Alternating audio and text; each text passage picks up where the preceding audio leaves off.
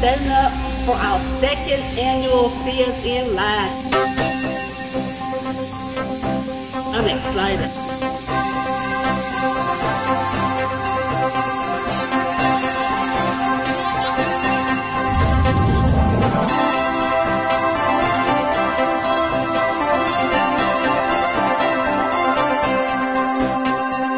I'm Dr. Robin Fuchs-Young. I'm the PI, or primary investigator, of the Centipede Project, and we're here tonight for our next installment of CSN Live, which is Community Science Night Live.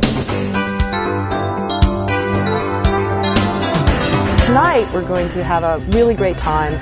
We have a number of different students who have put out their science fair projects, and some who have put out projects that they did in their science classes, and people will be able to walk around and take a look at these and learn what the kids are doing in their science class at school. Joseph Townsend. It's called Elephant's Toothpaste. It's a reaction between the yeast and the hydrogen peroxide. Whenever they come in contact, they foam out of the bottle like toothpaste being squeezed. Cool. My name is Shantae Patrick, and my experiment is about how chemical reactions vary by temperature. And we're going to use Alka-Seltzer tablets to measure that. So we're going to have hot water, and we're going to have water at room temperature, and we're going to have ice cold water.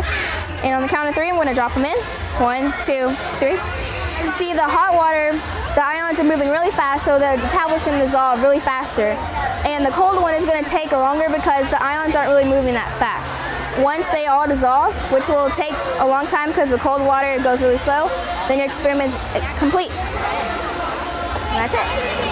I'm Charlie Derrick, and I'd like to talk to you about saving the horny toads. We're doing data on how to save them and all their habitats and stuff. Today we went to right in here at this empty lot, and we found 21 there today. What we do is when we collect them, we write down the exact coordinates where we found them and what their gender and stuff. And we'll also write how big they are and how small they are. And then we take DNA samples and we'll send them to TCU for them to do it all and see whether they're kin or not. So if we decide to move a colony, they know which ones to get. My name is Brandon Easley, and I go to Smithville ISD, and I'm in 7th grade. And I made an electric motor, and it spins when the electricity goes into the circle. There's no insulation on this side, and there's halfway on this side, so it becomes like an electromagnet.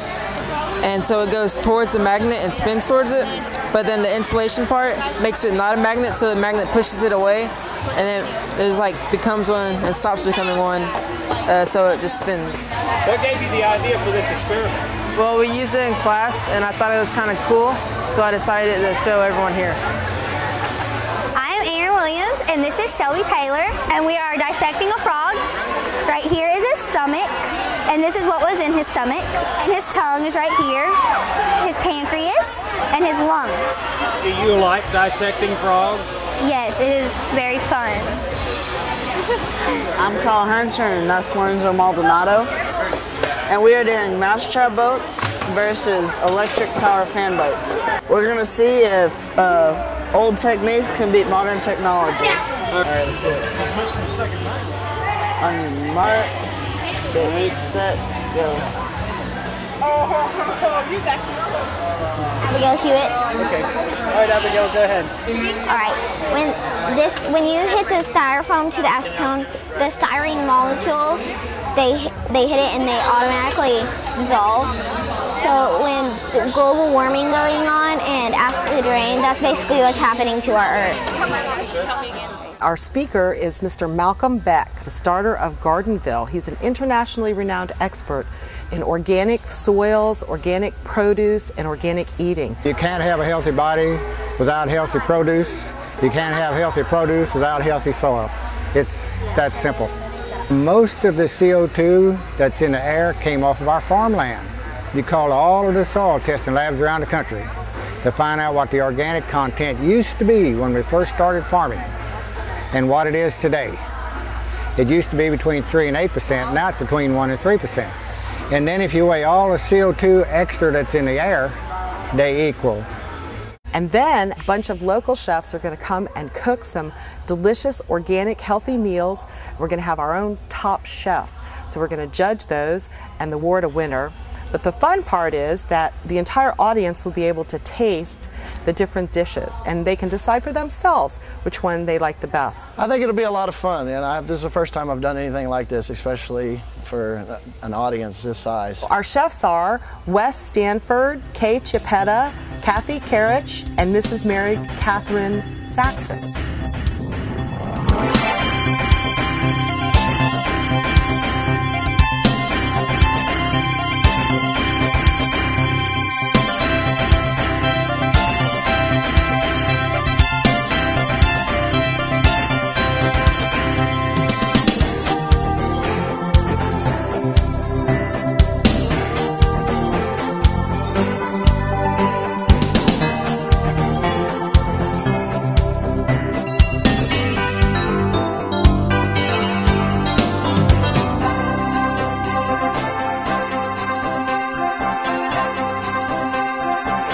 Well, we're at the end of the Community Science Night, and it's been a huge success. We had close to 100 people. We crowned a new top chef, although all of the food was absolutely delicious.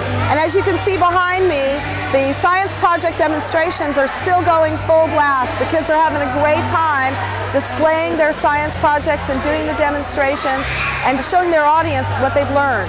So this has been a big success, and we're thrilled about it, and we'll be doing it again soon. And you should be able to see this tape on ProjectCenipede.org.